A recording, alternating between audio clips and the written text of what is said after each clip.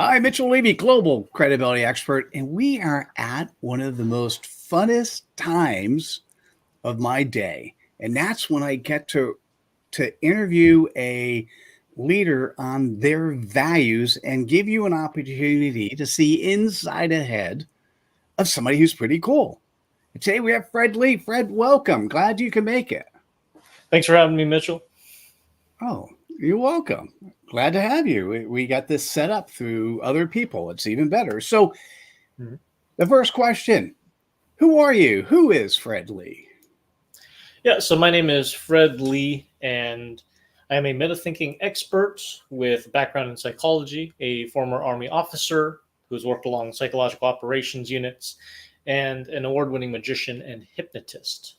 And aside from going around speaking to various clients all across the world and also entertaining them with my meta-thinking thought process and how to acquire that mindset, basically I'm from the Bay Area, so that's where I grew up, and then basically moved out to the Sacramento area since obviously it's a lot cheaper because I literally seen the dawn of the whole internet age from my childhood, and as time passed by and the way things are kind of blown out of control in the San Jose region, that's why I'm out in the Sacramento area to just have affordable living, just chilling and having a good time, and also kind of recovering from the pandemic because it took a large blow to my business during that time frame, since a lot of the world was shut down and it was a interesting life to navigate. But yeah, just aside from being someone that's been on YouTube and kind of posts here and there and doing all this other entertainment and presentations, both keynote and stage magic and hypnosis shows, just like to hang out with my family, friends, and then of course my fiance's dog, who's just chilling right there in the room as we speak. Wait. Did I hear you right? Like not the fiance, just the fiance's dog. Mm-hmm. Okay. No, you didn't hear me. Yeah. You do want to hear. You like hang out with your fiance as well. Mm-hmm. Yeah. Sorry, trick question. The dog's an added bonus, but yeah. So yeah, just enjoying life and enjoy working out. Also, occasional video games here and there, but no time for that because I've been planning the wedding, which is literally next month. So, Oh my goodness. yeah.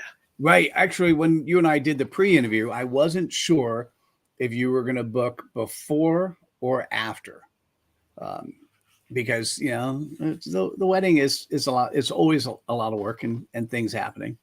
For those who are not familiar with Silicon Valley real estate prices, they are through the roof and crazy. And I've been here a super long time, 35 years, and it's crazy to watch the transformation of real estate. It's so funny. When we did the pre-interview, I forgot. I didn't put two and two together, and we didn't talk about the fact that my business, the book publishing business, went to zero because I was working with all the authors who were traveling and speaking at events, and all of a sudden you just put into play, you had the same problem. People weren't initially, they didn't want you anyway, physical or online. Well, online was an interesting dynamic. At the time, online was fairly foreign to most clients, and it was only like I'd say maybe a little halfway into the pandemic. That's when virtual events and things of sorts has happened. So I have taken advantage of being in part of the whole virtual craze, but not so much because most of my services were geared towards live and in person, since with hypnosis and other consultation, usually in person, I'm able to gauge and also help clients a lot more efficiently. Because with virtual, there's a whole wide variety of factors. If the internet gets cut off, imagine if someone were to be hypnotized straight through the screen and the internet cuts off. The liability goes straight through the roof. So things of that sort. That's why I focused on honing my business, so that way when we go back to being in person and live in that sense, then I know that my business is going to hit a lot stronger. And if those virtual opportunities pop in, because honestly, all this setup, so the camera and all these things, it was a steady it was a steady kind of investment to be able to do things of this caliber in terms of virtual. I mean, no, I've seen other people do virtual with like OBS because I'm more of the software that people use to spice up the whole virtual type of feel. But I like to be simple and direct, especially if I were doing online virtual shows, because the biggest thing that I've noticed a lot of magicians do virtually is that they essentially are just doing just Hollywood green screen effects. It's not really magic. It kind of kills. It just kind of kills the authenticity of it. It's the whole Chris Angel debate that magicians have, where is he doing sleight of hand or is it just camera tricks? Spoiler alert: all camera tricks, and very few sleight of hand. But I like to, with my business and just in general, being honest and having that integrity, especially when interacting with clients and delivering what I promise. That's what I'm all about. All right, so we got three values of credibility so far. We've got authenticity, and then integrity. By the way, to me, is two. It's the only value of credibility that was listed twice. It's your external integrity, what you say you're going to do, and then your internal integrity, what you actually deliver. And you covered both by saying the one thing is that you wanted the authenticity and integrity of saying you're going to do something and deliver it versus making it a parlor trick. Why is that important to you? I'd say it's important because magic, especially in the world of magic and growing up with a mom that became overly Christian at some point, which was around high school, that's when things were blown way out of control, is the fact that magicians are often associated with pickpockets and thieves because pickpocketing is a subcategory in magic that you see in magic shows, from stealing watches and all that stuff. So rather than associate with any negative type of stereotype you would see on media, film, things of that sort, I want to deviate from that just to let people know, hey, with what I do, this can be an honest living. I don't have to resort to dirty tactics or things of that sort, because even during my shows, I'm pretty upfront with what I do. I literally say what I'm doing is sleight of hand. I'm not claiming to be a demigod or of any sort. It's just, this is a show that's either, if it's primarily educational, like my keynote presentations, the whole focus is on meta thinking. Or if it's just purely for entertainment, this is a show that showcases some elements of my life where I kind of mix in some personal stories, and we're just there. And if there's alcohol involved, you drink and have a good time. If there's no alcohol involved, it's just a fun show that I like to deliver and try to be as unique of an experience as possible. So you mentioned the word meta thinking. Why don't you describe that? So meta thinking is the Oprah Winfrey fried term of metacognition. So metacognition is the actual original term, and basically it's the understanding of how you understand things. But metacognition is too much of a mouthful. Marketing wise, meta thinking makes way more sense, and people can easily latch on or associate that with the subject matter, which I go in much deeper into during my keynote. Because metacognition might kind of fly over people's heads because it's too big of a word. So simplifying it is a more effective way of communicating to clients and those that are willing to learn. What does it mean? That's what I asked. It's what is it? How do you simplify it? Yeah, so I simplified the whole concept of meta thinking with this analogy, and that is I go to clients and I take the horse blinders off their faces, because meta thinking is about broadening your perspectives and allowing you to see the greater and bigger picture. So you're able to develop more unique ways to create win-win scenarios. And this goes well beyond the workplace.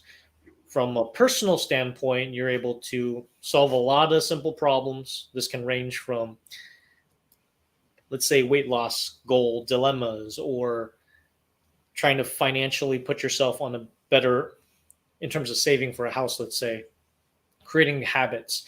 And meta thinking allows you to be able to take that mental step back and allow you to really analyze, what are you doing in your life? What habits and what things you should keep that you shouldn't keep, or some things that you can improve. So because of the concept, because meta thinking allows you to have a mindset that allows you to see the bigger picture and create solutions from visualizing whatever, like I kind of what I talked to during, we kind of had this discussion a little bit earlier, where in essence you're turning whatever you visualize into a reality. So whatever you have in your head, you manifest it right then and there. And obviously it's not like, oh, I magically make dollar bills appear. That's fantasy, but you can create those little steps towards that goal of increasing your income just by having that mindset and training yourself to further develop it and use it in ways to identify which next steps are a lot easy. Or for some people, they like a challenge. Others want the easy route. In this case, catering to the folks that like easy, finding the easy way out when it comes to creating those type of solutions. Is there specific clarification on that you need? Yeah, I think more of I love the concept and I but let's do the bigger picture. So when you go out to clients, you're doing some magic, you're doing hypnotherapy, you're doing a newer way of for them thinking. What's the end result? What do clients get from you when they actively participate in something like this? You come, you get hired. Tell me a little bit more. What's the expectations? General expectations when clients work with me. In this case, primarily problem solving is the angle that I'm approaching clients with. Because with meta thinking helps in terms of the whole the problem solving process. And problem solving is something that we've been doing for a long time, essentially ever since we were born. And because problem solving and just how you approach certain problems and going around certain obstacles, it's never going to stop because we're always going to be faced with obstacles in that sense. So by giving them the tool of meta thinking, this is an innate ability that we all have, and the term metacognition slash meta thinking. It's something that we develop roughly when we're 7 to 10 years old, but we kind of at some either it be trauma or you're just too busy with life, you kind of put that tool in the back burner. So what I'm doing is bringing awareness to it, giving clients some of the tools to reinvigorate the whole meta thinking mindset, and then some little action items for them to do to make sure that it stays up and running and allowing them to be more productive, not just in the workplace, but also to accomplish personal goals in their own lives, whether it be for themselves, for their families, and for those around them. All right. So I did a Gemini search on a metacognition just for those paying attention. Metacognition literally means thinking about thinking. And so metacognitive knowledge is you understanding that you're a learner. So what are your strengths? What are your weaknesses? That's interesting. So part of what we were talking about earlier was the fact that when hypnotherapy and being in front of people is about helping people understand that they can actually help themselves. Those people who subconsciously put their mind towards solving an issue can alleviate and fix their health.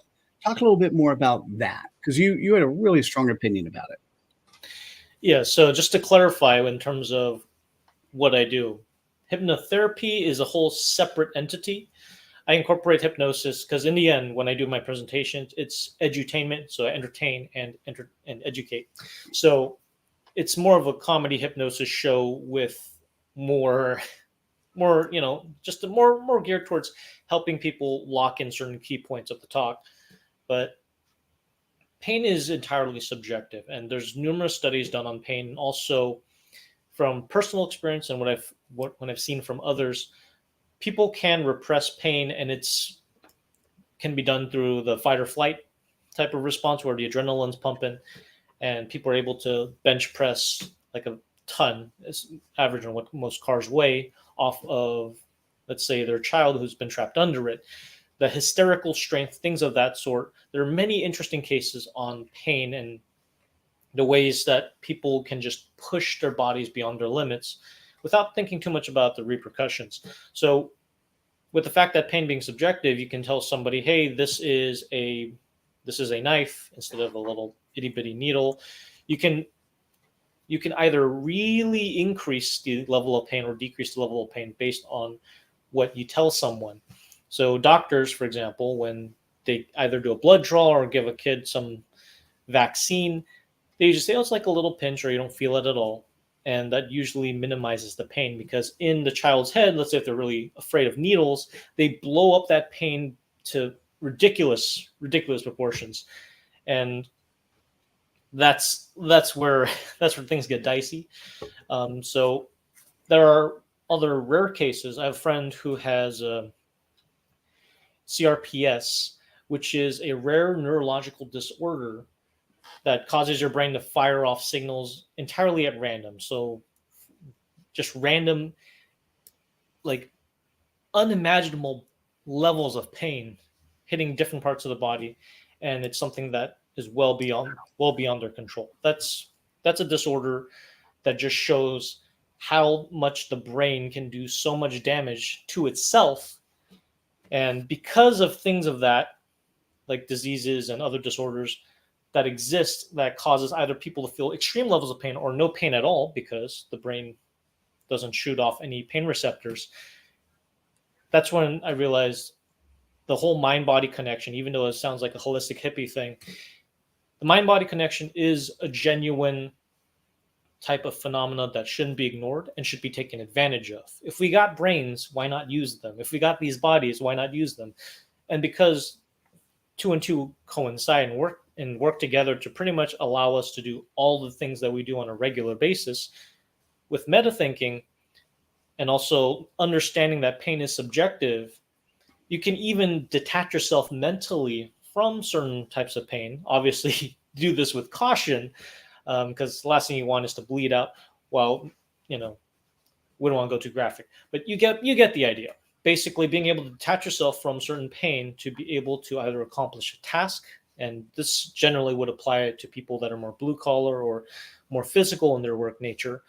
Other instances that are more practical for those that like to sit behind a desk and code for Google or some next secret project of some sort that requires a specific online type of entity, such as AI. Being able to mentally detach yourself from certain areas or certain stressors that are present in your mind or in your surroundings, it allows you to create that sense of focus and get a lot of things done. And that to answer your question, that's kind of how I approach and tackle pain with metathinking. I was thinking about this, given who you are and what you do. Have you ever been approached by a potential client that wanted you to do something that you felt uncomfortable and you said no? I don't know where that question came from, but it just sort of popped into my head. Oh yeah, there's been some interesting inquiries. So there's a reason why I don't label myself as a hypnotherapist, and I do not practice hypnotherapy, just to make that clear. Just to separate that entirely. I only use the entertaining part of hypnosis and incorporate it into my talks, and also just do shows. So from a legal standpoint, and all those people out there, I don't do hypnotherapy. The reason why I took that off is when I considered doing hypnotherapy and I thought about it, the inquiries that came in through the website, they're just absolutely bizarre. Like one of which, which is where we're kind of going to with this particular question, is this guy claims that he is an alien from another planet in a human body and is seeking hypnotherapy for the sake of unlocking their brain to be able to telepathically move things. Other weird, creepy stories is like this one guy. He basically wait. I was just consuming that one. Okay, I'd almost want to. Anyhow, never. I'd almost want to. Anyhow, we'll put that aside. I got it. Okay. Yeah. we could dig into that a bit more. But this other one, which is probably more relevant nowadays to, especially the young women in the audience. This one guy, just creepy, really, really creepy. Basically asked if I talked to some of his female friends into essentially Mm. getting, basically hypnotizing them to go out with him or something like that. Yeah, no, I don't even want you to finish that. I'm getting shivers, like negative chills throughout my body just listening to that. Yeah, there's really messed up people out there. So I want to make sure to steer clear of that. And, that's why in terms of branding and everything, I'm really happy that I got a new logo for the business. So it really emphasizes the fact that this is a professional, clean business that doesn't deal with shady underground crime lord activities of any sort. It's so funny. I don't know why that question popped in my head. I'm really glad I answered it. And then at the same time, like, why did I go there?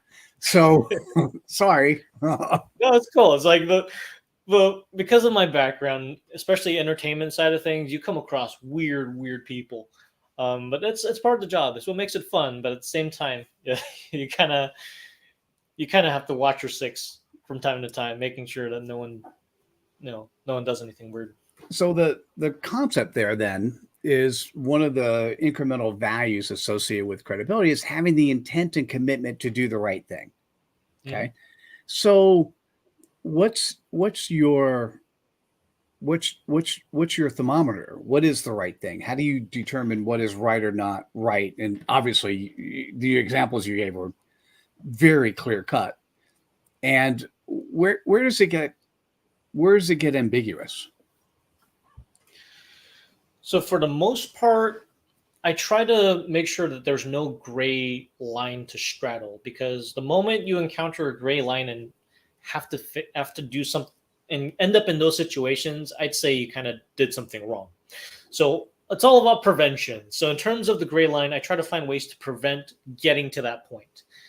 One instance would be my YouTube channel. I just, as a thought experiment, I'm like, what if I just filmed? Because I know how the YouTube algorithm worked at the time in terms of virality. Emotion is a very powerful tool that allows a video to go viral. And one of many said emotions is, of course, sexual. Therefore, going to the beach and hypnotizing hot women on camera, of course, that's going to make a video blow up and increase the subscriber count and things of that sort. That's just thought experiment that happened. I'm like, all right, this is cool. But then back then I was single, so it didn't really matter. And in terms of personal repercussions, there's not a whole lot. But for the business standpoint, I want to try to leverage that virality. And I have gotten several gigs and inquiries thanks to, those YouTube videos blowing up and having that online channel presence.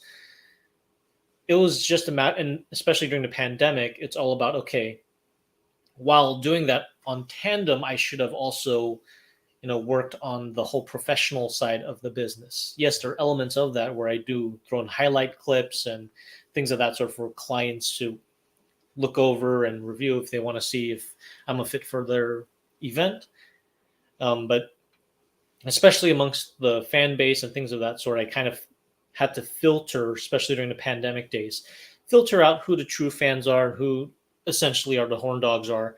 So basically doing a little fine pruning and tuning just to ensure that at some point throughout my career, I wouldn't encounter a strange gray line type of situation. And my philosophy, both personal and business, would be to treat others as you would like to be treated.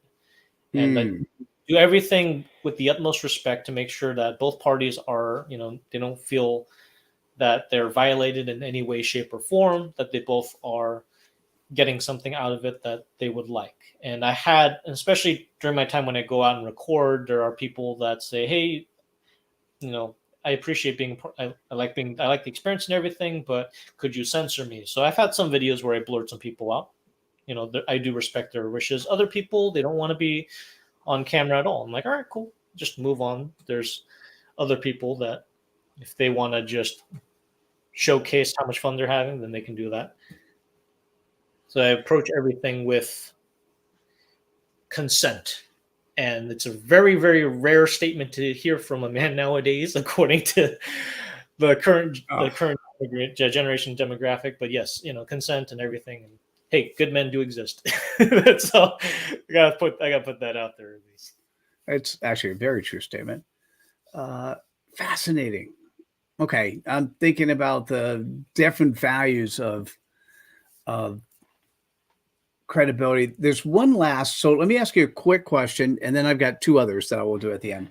Tell me about coachability. How are you coachable?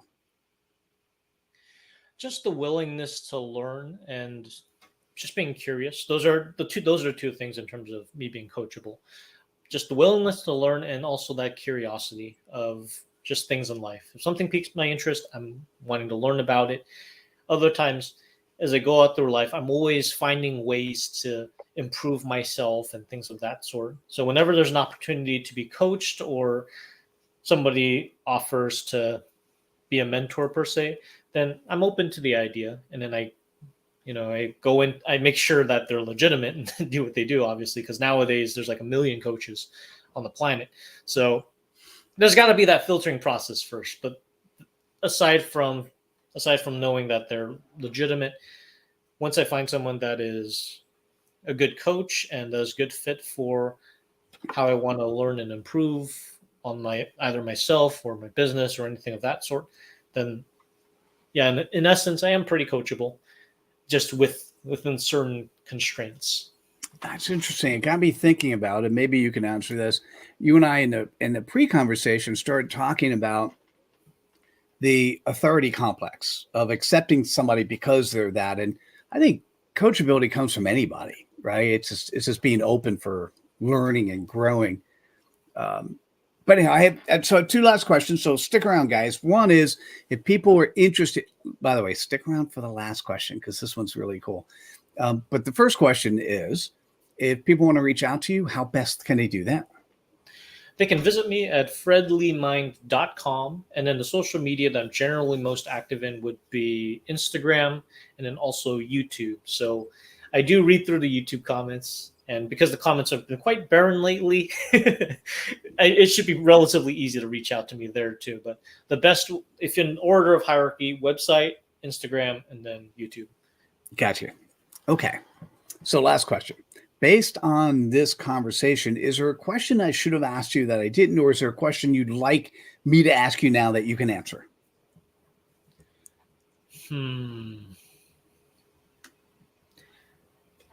Trying to think here. I mean, overall, it's we've dug into some pretty deep deep. Oh, if you're open, I could suggest one, but I just thought I'd Yeah, just go for it. Go for it. I'll be happy you had to. a very interesting comment in the green room before we came on regarding how people sometimes believe the authority versus believing in themselves.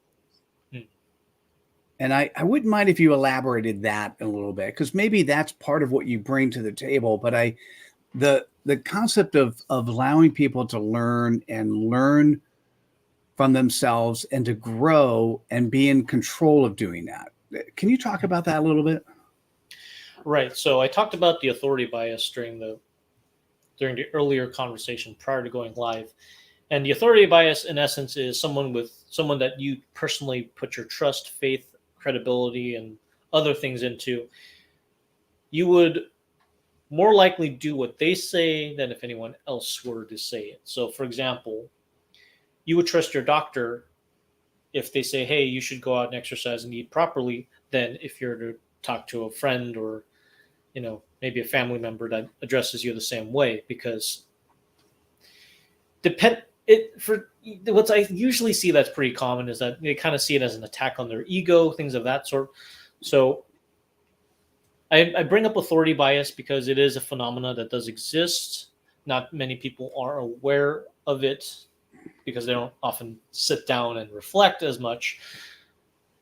But to separate yourself and your ego from whatever given situation, especially if you're trying to be coachable, if you want to learn, if you want to adapt, having that ability to detach yourself from whichever situation you're trying to learn from is a valuable skill.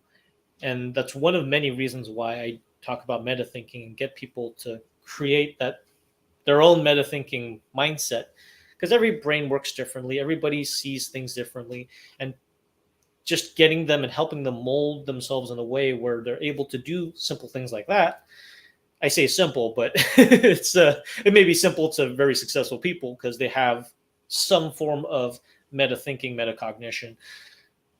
That's why I kind of bring up the authority bias, because that's the number one factor that's kind of ruling the US and certain areas of the world. Because nowadays, whoever's on TikTok is God to them, and everybody follows them and flocks like sheep. So rather than just going with whatever goes on in life and letting yourself be swept away by all the politics, just identifying that, okay, authority bias does exist. Let's pull myself away from that and focus on life by looking more inward rather than outward. I'm going to say thank you for that, and thank you for sharing. And Fred, thanks so much for being on the air with us and sharing who you are and how you show up. I really appreciate it. And I really appreciate being on the show, Mitchell. This has been a lot of fun. Oh, cool. Well, that's what life should be. And so now listening audience, this is your time. Okay. This is your time to spread some cred dust. So take the aha messages that really resonated with you, type in whatever platform is relevant for you, whether it's X, LinkedIn, or YouTube. And I look forward to seeing you at the next episode of Leaders Living Their Values. Take care, everyone. Bye now.